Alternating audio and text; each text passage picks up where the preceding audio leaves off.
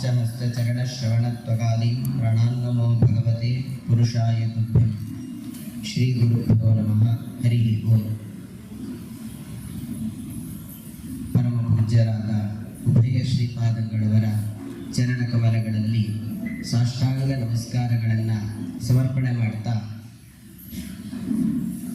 ಅತ್ಯಂತ ಪವಿತ್ರವಾಗಿರತಕ್ಕಂತಹ ದಿವಸ ಏಕಾದಶಿಯ ಯಾವಾಗಲೂ ಏಕಾದಶಿ ಅತ್ಯಂತ ಪವಿತ್ರ, ಅದರಲ್ಲಿ ವೈಕುಂಠ ಏಕಾದಶಿ ಅಂತ ಹೇಳಿ ವಿಶೇಷವಾಗಿರ್ತಕ್ಕಂತಹ ದಿವಸ. ಎಲ್ಲರೂ ಕೂಡ ವೈಕುಂಠ ಏಕಾದಶಿ ಅಂತ ಹೇಳಿದ್ರೆ ಶ್ರೀನಿವಾಸನ ದರ್ಶನವನ್ನು ಮಾಡಬೇಕು ಅಂತ ಎಲ್ಲರ ತಲೆಯಲ್ಲಿಯೂ ಇದೆ. ಶ್ರೀನಿವಾಸನ ದರ್ಶನ ಮಾಡೋದು ಅದು ಉತ್ತಮ, ಆದರೆ ಎಲ್ಲಿ ಶ್ರೀನಿವಾಸನನ್ನ ನೋಡಬೇಕು ಅಂತ ನಮಗೆ ಎಲ್ಲರಿಗೂ ಕೂಡ ಶ್ರೀನಿವಾಸನ ಮುಂದೆ ಹೋಗಿ ನಿಂತರೆ ಪ್ರತಿಮೆ ಮಾತ್ರ ಕಾಣ್ತದೆ, ಇಲ್ಲ ಒಡವೆ ಮತ್ತೊಂದು ಕಾಣ್ತದೆ ಹೊರತು ಯಾವ ಚಿಂತನೆಯೂ ಕೂಡ ನಮಗೆ ಬರೋದಿಲ್ಲ. ಹಾಗಾಗಿ ಪ್ರತಿಮೆಯನ್ನು ದರ್ಶನ ಮಾಡಬೇಕು, ಅದು ತಪ್ಪಂತಲ್ಲ. ಆದರೆ ಅದಕ್ಕಿಂತ ವಿಶೇಷವಾದದ್ದು ಅಂತ ಹೇಳಿದ್ರೆ ಶ್ರೀನಿವಾಸನ ಗುಣಚಿಂತನೆ ಮಾಡೋದೇನಿದೆ ಅದು ಮಹತ್ವವಾದದ್ದು. ಹಾಗಾಗಿ ಶ್ರೀನಿವಾಸ ಬೇರೆ ಅಲ್ಲ, ಶ್ರೀಕೃಷ್ಣ ಬೇರೆ ಇಲ್ಲ, ಪ್ರತ್ಯೇಕ ರೂಪ ಅಲ್ವೇ ಅಲ್ಲ, ಶ್ರೀಕೃಷ್ಣನೇ ಶ್ರೀನಿವಾಸನಾದದ್ದು. ಹಾಗಾಗಿ ಭಾಗವತದಲ್ಲಿ ನಾವು ಶ್ರೀನಿವಾಸನನ್ನ ನೋಡೋದೇನಿದೆ ಅದು ಅತ್ಯಂತ ಸಮರ್ಪಕವಾದದ್ದು. ಹಾಗಾಗಿ ಇವತ್ತು ಇಲ್ಲಿ ಭಾಗವತ ಚಿಂತನೆ ಅಖಂಡವಾಗಿ ಬೆಳಗಿನಿಂದ ಸಾಯಂಕಾಲದವರೆಗೂ ಕೂಡ ಅಖಂಡವಾಗಿರತಕ್ಕಂತಹ ಭಾಗವತದ ಚಿಂತನೆ ಇಲ್ಲಿ ನಡೀತಾ ಇದೆ. ಅದರ ಕಾರ್ಯಕ್ರಮ ಈಗ ಪ್ರಾರಂಭ ಆಗ್ತದೆ. ಪ್ರಾರಂಭದಲ್ಲಿ ವೇದಘೋಷದಿಂದಾಗಿ ಈ ಕಾರ್ಯಕ್ರಮವನ್ನು ಪ್ರಾರಂಭ ಮಾಡ್ತಾ ಇದ್ದೀವಿ. ಮಠದ ವಿದ್ಯಾರ್ಥಿಗಳು ವೇದಘೋಷವನ್ನು ನಡೆಸಬೇಕು ಅಂತ ಕೇಳ್ಕೊಳ್ತೀವಿ. ಶ್ರೀ ಗುರುಭ್ಯೋ ನಮಃ ಹರಿ ಓಂ. ಶನ್ನೋ ಮಿತ್ರಶ್ಯಂ ವರುಣಃ ಶನ್ನೋ ಭವತ್ವರ್ಯಮಃ ಶನ್ನ ಇಂದ್ರೋ ಬೃಹಸ್ಪತಿಃ ಶನ್ನೋ ವಿಷ್ಣುರುಕ್ರಮಃ ನಮೋ ಬ್ರಹ್ಮಣೇ ನಮಸ್ತೆ ವಾಯೋ ತ್ವಮೇವ ಪ್ರತ್ಯಕ್ಷಂ ಬ್ರಹ್ಮಾಸಿ त्वामेव प्रत्यक्षं ब्रह्म वदिष्यामि व्रतं वदिष्यामि सत्यं वदिष्यामि हनुमामवतु वक्तारमवतु अवधूमाम् अवतु वक्तारम्. ॐ शान्ति शान्ति शान्तिः. हरिः यच्छन्दसां वृषभो विश्वरूपः छन्दोभ्योऽध्यमृतात् सम्बभूव सर्वेन्द्रो मेधया स्पृणोतु अमृतस्य देहधारणो भूयासं शरीरं मे विदर्शनं जिह्वा मे मधुमत्तमा कर्णाभ्यां भूरिविश्रुवं ब्रह्मणः कोशोऽसि मेधया पिहितः श्रुतन्मे गोपाय आवहन्ति तन्वाना कुर्वाणातीरमात्मनः वासागुं सिममगावश्च अन्नपाने च सर्वदा ततो मे श्रियमाः लोमशां पशुभिस्तः स्वाहा आमायन्तु ब्रह्मचारिणः स्वाहा विमायन्तु ब्रह्मचारिणः स्वाहा प्रमायन्तु ब्रह्मचारिणः स्वाहा दमायन्तु ब्रह्मचारिणः स्वाहा क्षमायन्तु ब्रह्मचारिणः स्वाहा यशोदने साधि स्वाहा श्रेयान्वस्य सोसानि स्वाहा तं स्वाभगप्रविशानि स्वाहा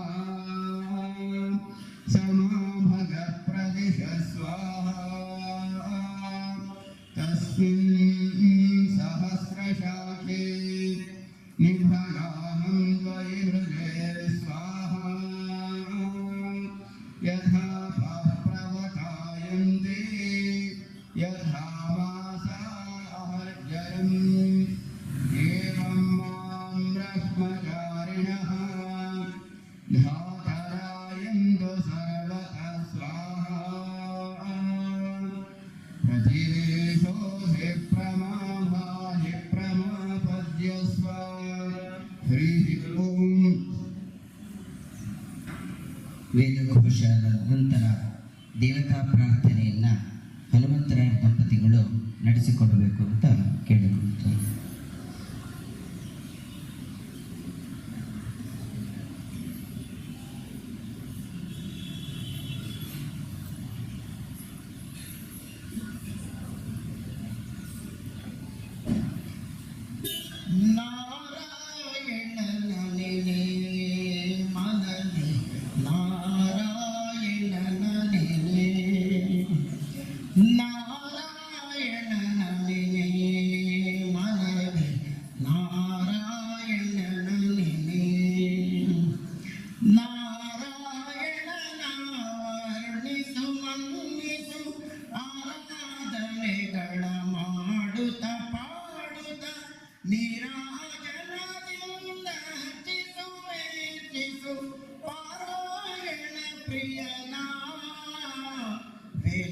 ಪಾರಾಯಣ ಪ್ರಿಯನಾ ನಾರಾಯಣನ ನೆನೆ ಮನವಿ ನಾರಾಯಣನ ನೆನೆ ಅವನ ಶ್ರವಣ ಮನನ ನಿಧಿ ಧ್ಯಾಸನ ಆ ವಿಷ್ಣುವಿನ ಭಕ್ತಿ ಮಹಾಪ್ರಸಾದಗಳು ಕೈವಲ್ಯ ಪದ ಕೀರ್ತಿದ ನೀಕ್ಷಣಿಕೆಂದು ಭಾವಜ್ಞರು ಪೇಳ್ವರು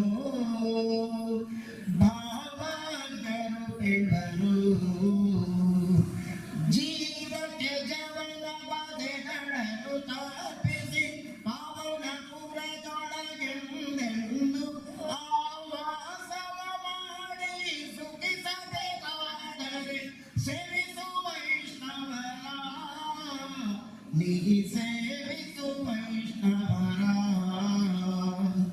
ನಾರಾಯಣನ ನೆನೆ ಮನವೇ ನಾರಾಯಣನ ನೆನೆ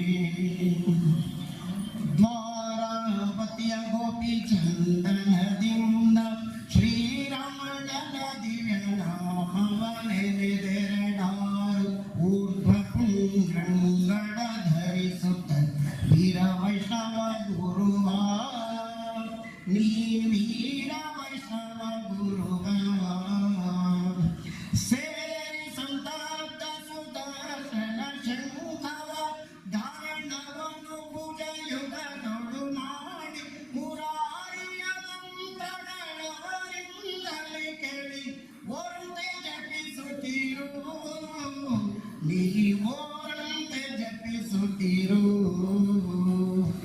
ನಾರಾಯಣನ ನೆನೆ ಮನವೇ ನಾರಾಯಣನ ನೆನೆ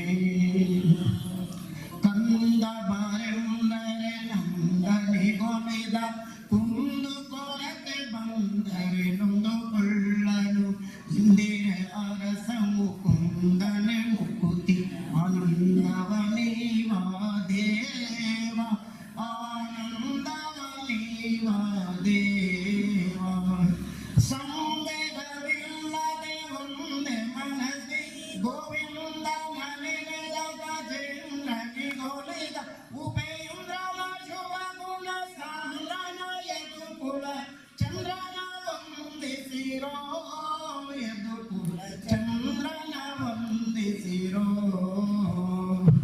ನಾರಾಯಣನ ನೆನೆ ಮನವಿ ನಾರಾಯಣನ ನೆನೆ ತುಷ್ಟನ ಹೃದಯಳ್ಳಷ್ಟು ಮುಂದಿಟ್ಟರೆ ಅಷ್ಟೇ ಚೆನ್ನದೆ ಸಕಲೇಷ್ಟಂಗಳ ಕೊಟ್ಟು ಪವನು ಶಕ್ರನಿಗೆ ತ್ರಿವಿಷ್ಟಕ ಪಟ್ಟವ ಗಟ್ಟಿದವ ತ್ರಿವಿಷ್ಟಕ ಪಟ್ಟವ ಗಟ್ಟಿದವ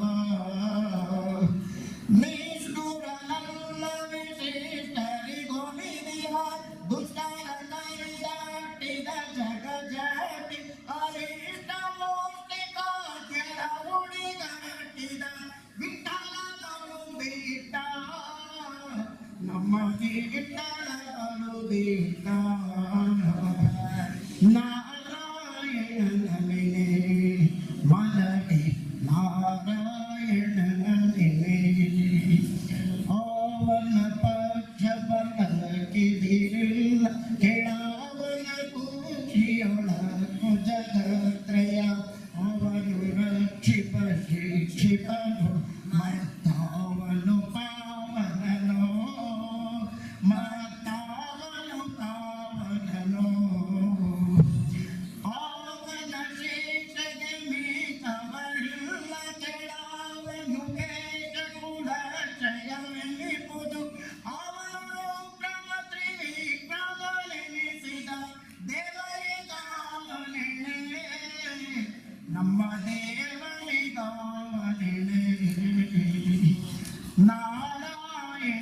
ನೆನೆ ಮನದಿ ನಾರಾಯಣನ ನೆನೆ ಓಡ್ಯಾಡುವ ದೇವತೆಗಳು ಬಲ್ಲರು ನೋಡುವ ಪಾಡುವ ಮುಕುಟರೆ ಬಲ್ಲರು ಬಿಡುವ ಮುನಿಗಳೇ ಬಲ್ಲರು ನಡುವ ರಮಿತ ಬಲ್ಲಳು ಒಡನಾಡುವ ರಮಿತ ಬಲ್ಲಳು ಹಾಡುವ ಪಾಡುವ ಯಶೋದೆ ಬಲ್ಲಳು ಆಡುತ್ತ ಕೂಡರ ಹಾಡುತ್ತ ಕೆಡುಗಿದ ನಾಡು ಶರಣರ ತೇರು ಕಳೆದ ಕೃಷ್ಣ ನೀಡೆನ್ನದಿರು ಮೂಡ ನೀಡೆನ್ನದಿರು ಮೂಡ ನಾರಾಯಣನ ನೆನೆ ಮನದಿ ನಾರಾಯಣನ ನೆನೆ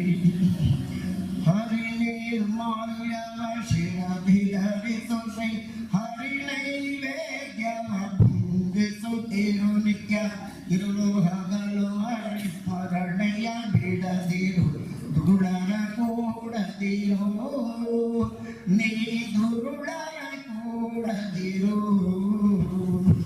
ಹರಿ ಪದ ತೀರದ ನೇಮವ ಬಿಡದಿರು ಹರಿ ಪರದೇವತೆಯೊಂದರು ಪುತರಿರು ಗುರುಮುಖದಿಂದ ಶಾಸ್ತ್ರ ಪುರಾಣವ ನಿರುತದಿ ಕೇಳುತ್ತಿರು ನಿರುತದಿ ಕೇಳುತ್ತಿರು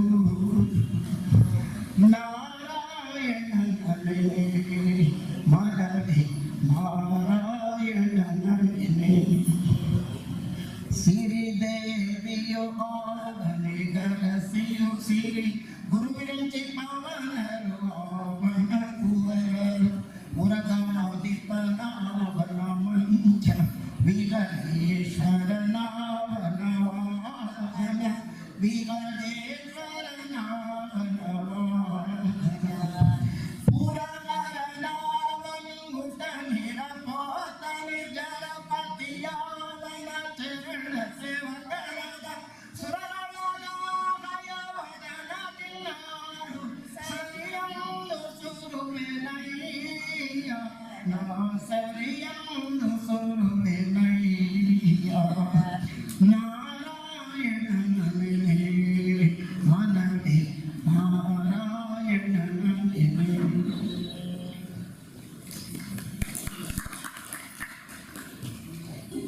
ದೇವತಾ ಪ್ರಾರ್ಥನೆಯನ್ನ ನಡೆಸಿಕೊಟ್ಟಂತಹ ದಂಪತಿಗಳಿಗೆ ಕೃತಜ್ಞತೆಗಳನ್ನು ಸಮರ್ಪಣೆ ಮಾಡ್ತಾ ಮೊದಲಿಗೆ ಪ್ರಾರಂಭದಲ್ಲಿ ದೇವರಿಗೆ ಮಂಗಳಾರತಿಯನ್ನ ಬೆಳಗುವ ಮೂಲಕ ಉಭಯ ಶ್ರೀಪಾದ ನಂತರ ಉಭಯ ಶ್ರೀಪಾದರಿಂದ ಕಾರ್ಯಕ್ರಮದ ಉದ್ಘಾಟನೆ ಕಾರ್ಯಕ್ರಮ ಇದೆ. ಶ್ರೀಕೃಷ್ಣಾಯ ನಮಃ. ಶ್ರೀಕೃಷ್ಣ ಕಮಲಾನಾಥೋ ವಾಸುದೇವ ಸನಾತನಃ ವಸುದೇವಾತ್ಮಜ ಪುಣ್ಯೋ ಲೀಲಾಮಾನುಷ ವಿಗ್ರಹಃ ಶ್ರೀವತ್ಸಕೋ ಸುಮಧರೋ ಯಶೋದಾ ಚತುರ್ಭುಜಾತ ಚಕ್ರಾಸಿ ಗದಾ ದೇವಕೀ ನಂದನ ಶ್ರೀ ಶವನಂದ ಗೋಪಪ್ರಿಯಾತ್ಮಜಃ ಯಮುನಾ ವೇಗ ಸಂಹಾರಿ ಬಲಭದ್ರಪ್ರಿಯಾನುಜಃ पूतना जीविताहारी जगदाचलभञ्जनः नन्दव्रजनानन्द सच्चिदानन्दविग्रहः नवनीतविलिप्ताङ्गो नवनीतनटो नखः नवनीतनवाहानो मुचकुन्दप्रसादकृत षोडशस्ति सहस्रे षष्टिभङ्गी मधुराकृतिः शुकवाणोद वत्सपादहरोऽनन्तो धेनुकासनभञ्जनः तृणीकृततृणावर्तो यमडार्जुनभञ्जनः उत्तालकानभेत्ता चातमानश्यामलाकृतिः गोपीश्वरो योगी कोटिसूर्यसमप्रभः इलापतिः परं ज्योतिर्यादवेन्द्रो यदोद्भवः वनमाली पीतवासाः पारिजातापहारकः गोवर्धनाचलोद्धर्ता गोपालः सर्वपालकः अजो निरञ्जनः कामजनककञ्जलोचनः मथुरानाथो कारकानाय गोगली वृन्दावनान्तसञ्चारी तुलसीधामभूषणः समन्दगमणे भर्ता नरनारायणात्मकः उच्चारन्धानलिप्ताङ्गो मायी परमपुरुषः मुष्टिकासुरजातोरामलयुद्धविशारदः षड्हासुरविध्वंसी बाणासुरगणान्तरः विधिष्ठिरप्रतिष्ठातः परिहितर्भवतुंसकः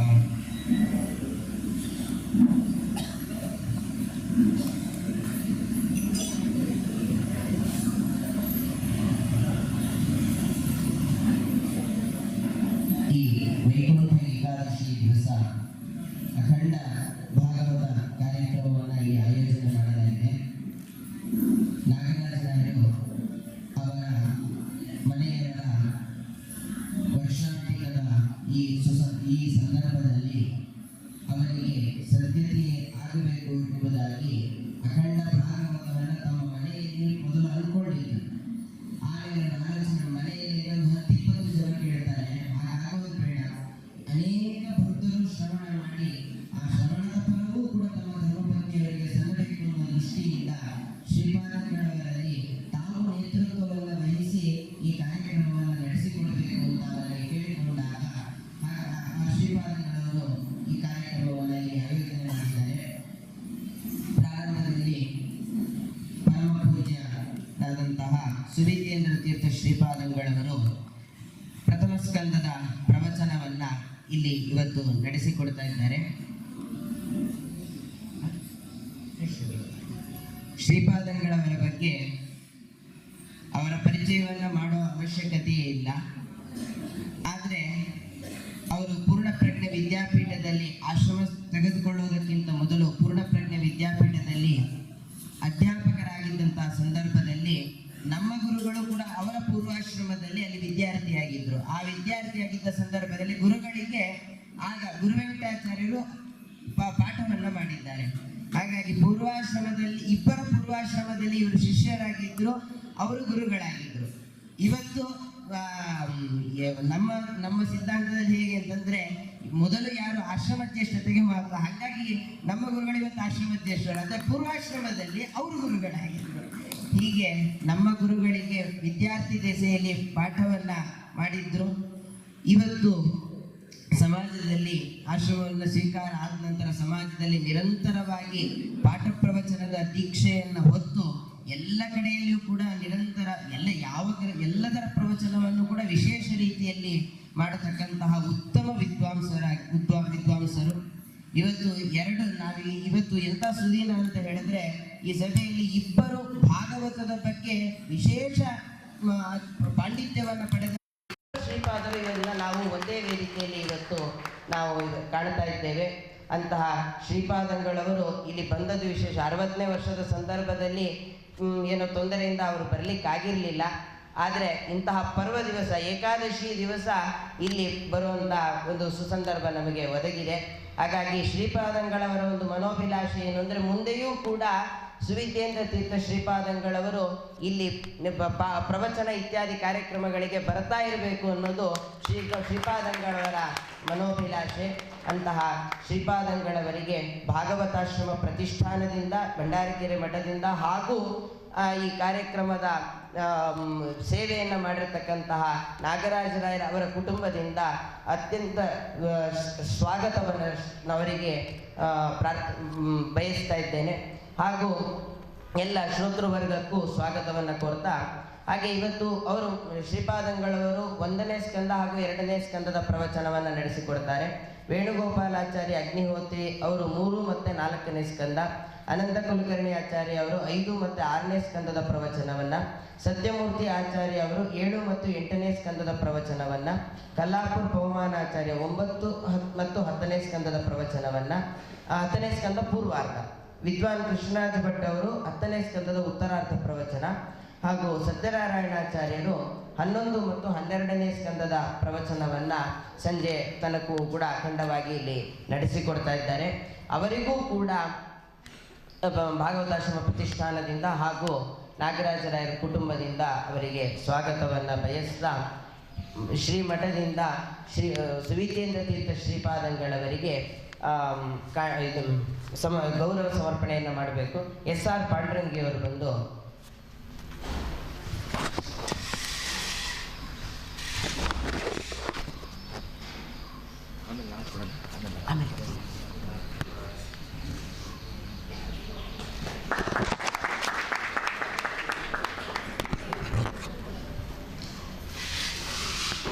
ಶ್ರೀಪಾದಂಗಳವರು ಪ್ರಾರಂಭದಲ್ಲಿ ಒಂದು 10 ನಿಮಿಷ ಶ್ರೀಪಾದಂಗಳವರು ಸಭೆಯನ್ನುದ್ದೇಶಿಸಿ 2 ಮಾತನ್ನ ಆಶೀರ್ವಚನವನ್ನು ಮಾಡ್ತಾರೆ.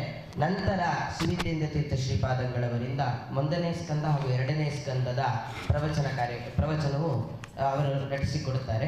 ಪ್ರಾರಂಭದಲ್ಲಿ ಶ್ರೀಪಾದಂಗಳವರು ಒಂದು 10 ನಿಮಿಷ ಪ್ರಾಸ್ತಾವಿಕವಾಗಿ ಸಭೆಯನ್ನು ಉದ್ದೇಶಿಸಿ ಆಶೀರ್ವಚನವನ್ನು ಮಾಡ್ತಾರೆ.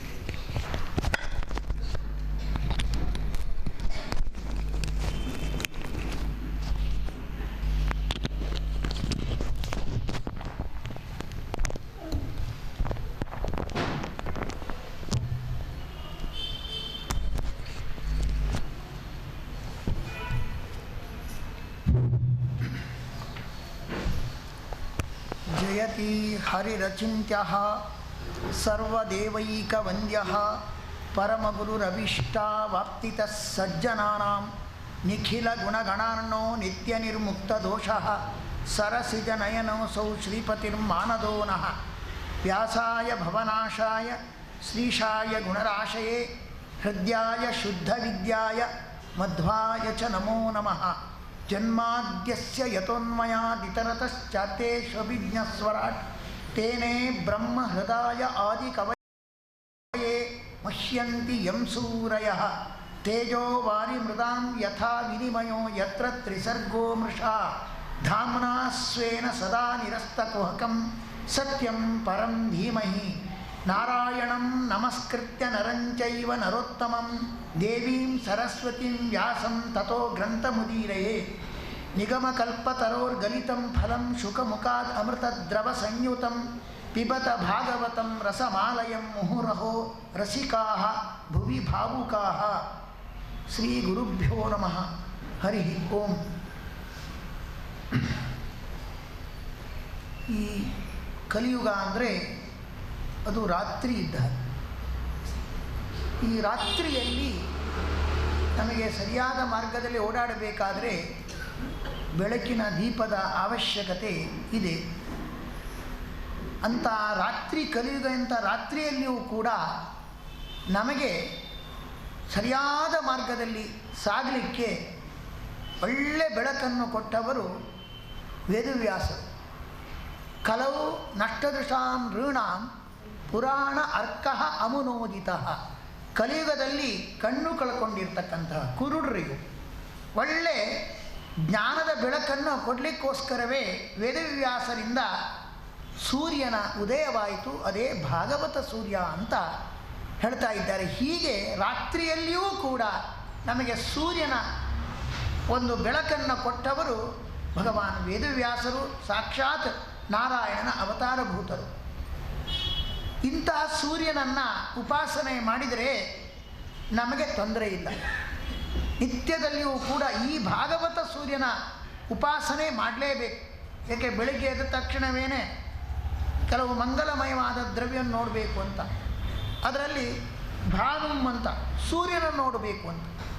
ಸೂರ್ಯ ಅಂದರೆ ಆ ಸೂರ್ಯನ ನೋಡಿದ್ರು ಸೂರ್ಯನ ನೋಡದೇ ಇದ್ದ ದಿವಸ ಮೇಘಚ್ಛನ್ನಂತೂ ದುರ್ದಿನ.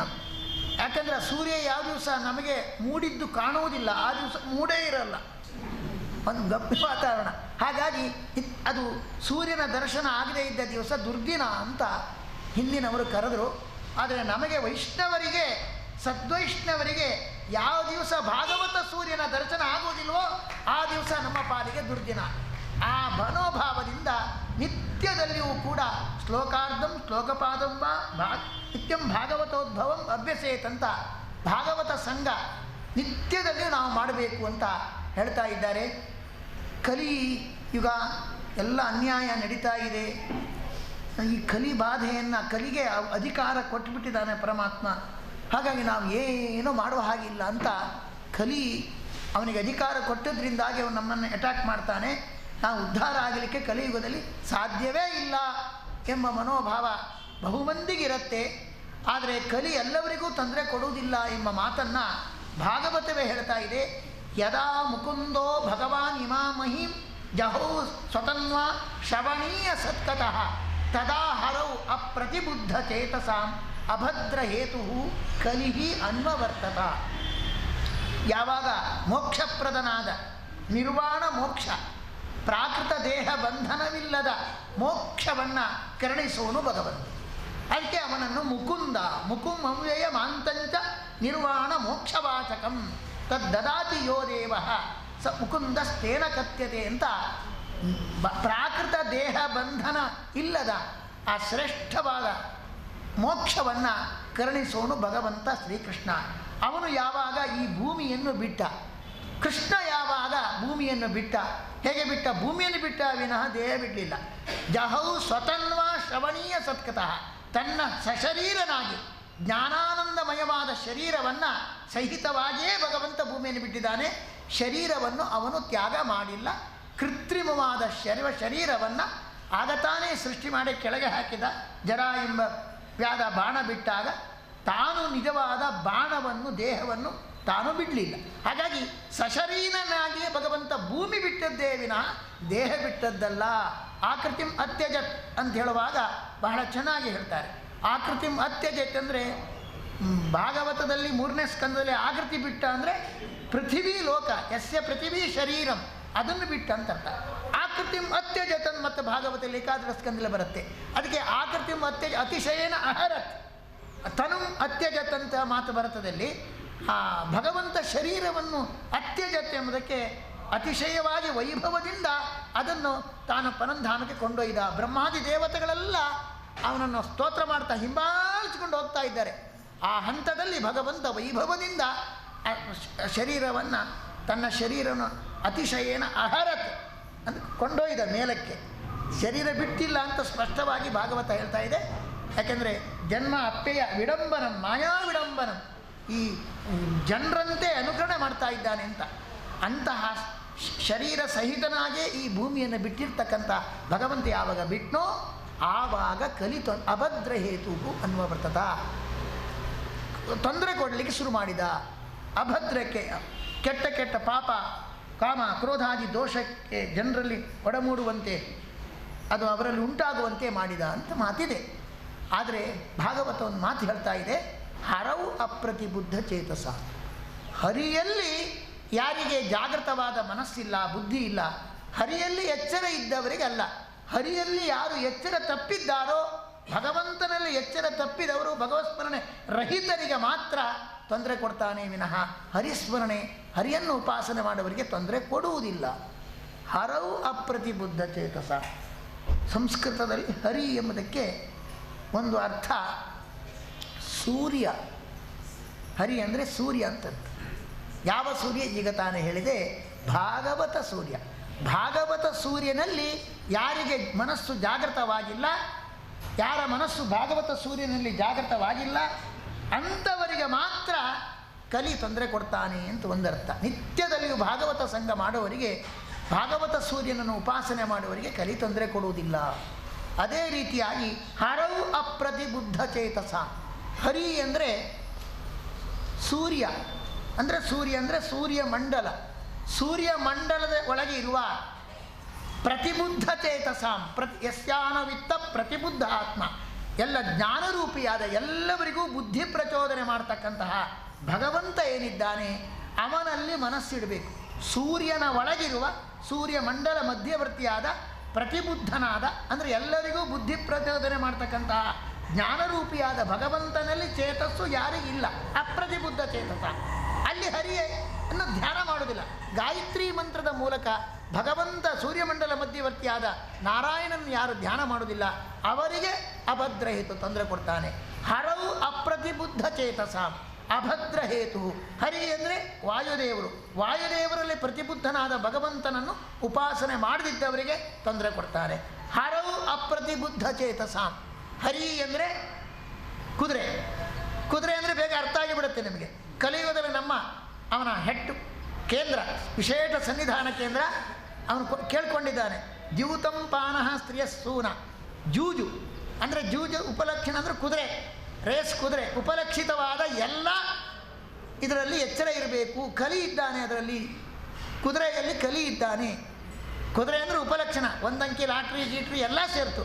ಅದರಲ್ಲಿ ಎಚ್ಚರದಿಂದ ಇರಬೇಕು ನಾವು. ಹರಿಯ ಸನ್ನಿಧಾನ ಇರ್ತಕ್ಕಂಥದ್ದು ಕಲಿಯ ವಿಶೇಷ ಕೇಂದ್ರವಾಗಿರ್ತಕ್ಕಂತಹ ಇದರಲ್ಲಿ ಎಚ್ಚರ ಇದ್ದರೆ ನಮಗೇನಾಗೋದಿಲ್ಲ. ಆ ಎಚ್ಚರ ತಪ್ಪಿದರೆ ಮಾತ್ರ ತೊಂದರೆ ಕೊಡ್ತಾ ಇದ್ದಾನೆ ಅಂತ. ಹೀಗೆ ಅನೇಕ ಆಯಾಮದಲ್ಲಿ ಹರವು ಅಪ್ರತಿಬುದ್ಧ ಚೇತಸ. ಹರಿ ಅಂದರೆ ಕುದುರೆ. ಕುದುರೆ ಅಂದರೆ ಯಾವ ಕುದುರೆ? ವಿಷಯದ ಕಡೆಗೆ ಧಾವಿಸ್ತಕ್ಕಂತಹ ಇಂದ್ರಿಯ ಎಂಬ ಕುದುರೆ. ಅದರ ಬಗ್ಗೆ ಬಹಳ ಎಚ್ಚರ ಇರಬೇಕು.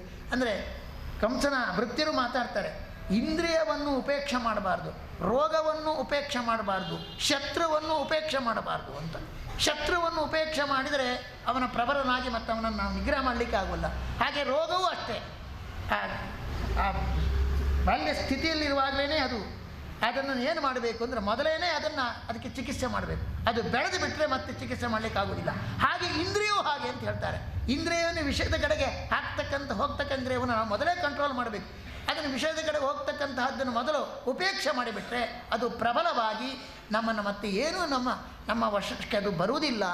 ಹೀಗೆ ಎಚ್ಚರನಿರಬೇಕು ಅಂತ. ಹೀಗೆ ಇಂದ್ರಿಯ ಎಂಬ ಕುದುರೆ, ರೇಸ್ ಕುದುರೆ ಇತ್ಯಾದಿ ಇದರಲ್ಲಿ ನಾವು ಎಚ್ಚರ ಇರಬೇಕು. ಹರಿ ಅಂದರೆ ಸೂರ್ಯ, ಭಾಗವತ ಸೂರ್ಯನಲ್ಲಿ ಎಚ್ಚರಿರಬೇಕು. ಹರಿ ಅಂದರೆ ಮುಖ್ಯ ಪ್ರಾಣ, ಅವನಲ್ಲಿರುವ ಪ್ರತಿಬುದ್ಧನಾದ ಭಗವಂತನ ಬಗ್ಗೆ ಎಚ್ಚರ ಇರಬೇಕು. ಹರಿ ಅಂದರೆ ಸೂರ್ಯಮಂಡಲ, ಅವನೊಳಗಿರುವ ಭಗವಂತನ ಬಗ್ಗೆ ಎಚ್ಚರ ಇರಬೇಕು. ಇಂಥವರಿಗೆ ಕಲಿ ತೊಂದರೆ ಕೊಡುವುದಿಲ್ಲ. ಅದೆಲ್ಲ ನಾವು ಮಾಡಬೇಕಾದ್ರೆ ಭಾಗವತ ಉಪಾಸನೆ ವಿಶೇಷವಾಗಿ ಮಾಡಬೇಕಾದದ್ದು. ವಿಶೇಷವಾಗಿ ನಮ್ಕಿಂತಲೂ ಚೆನ್ನಾಗಿ ಭಾಗವತ ಪ್ರವಚನವನ್ನು ಸುವಿದ್ಯೇಂದ್ರ ತೀರ್ಥರು ಮಾಡ್ತಾ ಇದ್ದಾರೆ. ವಿಶೇಷವಾಗಿ ಅವರ ಒಂದು ಒಳ್ಳೆಯ ವರ್ಚಸ್ಸು ಏನಂದರೆ, ದೇವರು ಅವರಿಗೆ ಕರುಣಿಸಿರ್ತಕ್ಕಂಥ ದೊಡ್ಡ ಪೀಠ ಅಂದರೆ ವಾಂಗ್ಮಯ ಪೀಠ, ಜ್ಞಾನಪೀಠ ಇದ್ದಾಗ ಅವರಿಗೆ ಯಾವ ಪೀಠದ ಅಗತ್ಯವೂ ಇಲ್ಲ. ನಿರ್ವಿಘ್ನವಾಗಿ ವಿಶಿಷ್ಟವಾದ ರೀತಿಯಲ್ಲಿ ಜ್ಞಾನ ಕಾರ್ಯಕ್ರಮ ಮಾಡಲಿಕ್ಕೆ ಭಗವಂತ ವಿಶೇಷವಾದ ಅನುಕೂಲವನ್ನು ಅವರಿಗೆ ಕಲ್ಪಿಸಿದ್ರು ಅಂತ ನಾನು ತುಂಬ ಸಂತೋಷ ಹೇಳ್ತೇನೆ. ಎಲ್ಲರೂ ಮಾಧ್ವ ಸಮಾಜ ಮೆಚ್ಚುವ ರೀತಿಯಲ್ಲಿ ಆ ಒಂದು ವಾಂಗ್ಮಯ ಪೀಠದಲ್ಲಿ ಕುಳಿತು ಒಳ್ಳೆ ವರ್ಚಸ್ವಿಯಾಗಿ ಇವತ್ತಿಗೂ ಕೂಡ ಯಾವ ಪೀಠದ ಅಗತ್ಯ ಇಲ್ಲದಿದ್ದರೂ ಕೂಡ ಆ ವಾಂಗ್ಮಯ ಜ್ಞಾನಪೀಠದಲ್ಲಿ ಕುಳಿತು ವಿಶಿಷ್ಟವಾದ ರೀತಿಯಲ್ಲಿ ಮಾಧ್ವ ಸಮಾಜಕ್ಕೆ ತತ್ವಜ್ಞಾನವನ್ನು ಕೊಡ್ತಕ್ಕಂತಹ ಒಂದು ದೊಡ್ಡ ಒಂದು ಕಲೆಯನ್ನು ಭಗವಂತ ಅವರಿಗೆ ಅನುಗ್ರಹಿಸಿದ್ದಾನೆ. ವೇದವ್ಯಾಸರು, ಆಚಾರ್ಯ ಮಧ್ವರು, ವಿಶೇಷವಾಗಿ ರಾಘವೇಂದ್ರ ಸ್ವಾಮಿಗಳವರ ವಿಶೇಷ ಅನುಗ್ರಹಕ್ಕೆ ಪಾತ್ರರಾಗಿ ನಮ್ಮ ಗುರುಗಳ ತುಂಬ ವಾತ್ಸಲ್ಯಕ್ಕೆ, ಅವರು ಯಾವಾಗಲೂ ಹೇಳ್ತಾ ಇರ್ತಾರೆ, ನಮ್ಮ ಗುರುಗಳ ತುಂಬ ವಾತ್ಸಲ್ಯಕ್ಕೆ ಪಾತ್ರರಾದವರು. ವಿಶೇಷವಾಗಿ ಮತ್ತೆ ವಿದ್ವಾಂಸರಾದ ಬಳಿಕ ವಿಶೇಷವಾಗಿ ಮನ್ನಣೆಯನ್ನು ನಮ್ಮ ಗುರುಗಳಿಂದ ಪಡೆದವರು. ಭಂಡಾರಿಕೆರೆ ಮಠಕ್ಕೂ ವಿಶೇಷವಾಗಿ ನಮ್ಮ ವಿಶ್ವವಿದ್ಯೇಂದ್ರ ತೀರ್ಥರಿಗೂ ತುಂಬ ಅವಿನಾಭಾವಾದ ವಿಶಿಷ್ಟವಾದ ಸಂಬಂಧ ಇದೆ. ಅವರು ಬಂದದ್ದು ನಾನು 60ನೇ ವರ್ಷದಲ್ಲಿ ಹೇಳಿದಾಗ ಅವರಿಗೇನೋ ಒಂದು ತೊಂದರೆಯಾಗಿತ್ತು. ಇವತ್ತು ಬಂದದ್ದು ನಮಗೆ ತುಂಬ ಸಂತೋಷವಾಗಿದೆ. ಹೀಗೆ ಪ್ರತಿ ಬಾರಿಯೂ ಕೂಡ ಬರ್ತಾ ಇರಬೇಕು. ವಿಶೇಷವಾಗಿ ಭಾಗವತಾದಿ ಶಾಸ್ತ್ರ ಪ್ರವಚನ ಮೂಲಕ ರಾಮದೇವರನ್ನು ಸಂತೋಷಪಡಿಸಬೇಕು ಅಂತ ನಾನು ಅವರನ್ನು ತುಂಬ ಅಭಿಮಾನದಿಂದ ನಾವು ಅವರಲ್ಲಿ ವಿಶೇಷವಾಗಿ ಸೂಚನೆ ಕೊಡ್ತಾ ಇದ್ದೇವೆ. ವಿಶೇಷವಾಗಿರ್ತಕ್ಕಂತಹ ಸುವಿದ್ಯೇಂದ್ರ ತೀರ್ಥರಿಂದ ಇವಾಗ ಅದು ಪ್ರಸ್ತಾವಿತವಾದಂತೆ 1ನೇ ಸ್ಕಂದ 2ನೇ ಸ್ಕಂದದ ಪ್ರವಚನ ನಡೀತಾ ಇದೆ. ಎಲ್ಲ ಭಕ್ತರು ಕೂಡ ಅದರಲ್ಲಿ ಪಾಲ್ಗೊಂಡು ಭಗವಂತನ ಎಲ್ಲ ನಿರಂತರವಾಗಿ ನಡೀತಾ ಇದೆ. ಕೊನೆಗೆ ನಾವು ಮತ್ತೆ ಆದಿಯಲ್ಲಿ ಅಂತ್ಯದಲ್ಲಿ ಕೊನೆಗೆ ಉಪಸಂಹಾರ ರೂಪದಲ್ಲಿ ಉಪನ್ಯಾಸ ಮಾಡಲಿಕ್ಕಿದ್ದೇವೆ. ವಿಶೇಷವಾಗಿ ನಾಳೆ ನಮ್ಮ ನಾಗರಾಜರಾಯರು ಅವರ ಧರ್ಮಪತ್ನಿಯ ಒಂದು ಸದ್ಗತಿಗೋಸ್ಕರ ಈ ಕಾರ್ಯಕ್ರಮವನ್ನು ಹಮ್ಮಿಕೊಂಡಿದ್ದಾರೆ. ಅವರಿಗೂ ಅವರ ಕುಟುಂಬದವರಿಗೂ ಭಗವಂತ ವಿಶೇಷವಾಗಿ ಅನುಗ್ರಹಿಸಲಿ. ಅವರ ಪರವಾಗಿ ನಾವು ಹೇಳ್ತಾ ಇದ್ದೇನೆ, ಎಲ್ಲರೂ ಕೂಡ ನಾಳೆ ಇವತ್ತು ಈ ಭಾಗವತ ಫಲಾಹಾರದಲ್ಲಿ ಎಲ್ಲರೂ ಭಾಗವಹಿಸಬೇಕು. ನಾಳೆ ತೀರ್ಥ ಪ್ರಸಾದಕ್ಕೂ ಕೂಡ ಎಲ್ಲ ಭಗವದ್ಭಕ್ತರು ಇಲ್ಲಿ ಪಾಲ್ಗೊಳ್ಳಬೇಕು. 7:30 ಗಂಟೆಗೆ ತೀರ್ಥ ಪ್ರಸಾದಕ್ಕೂ ಕೂಡ ಎಲ್ಲ ಭಕ್ತರು ಪಾಲ್ಗೊಳ್ಳಬೇಕು ಅಂತ ಹೇಳ್ತಾ ನಮ್ಮ ಮಾತನ್ನು ಕೃಷ್ಣಾರ್ಪಣೆ.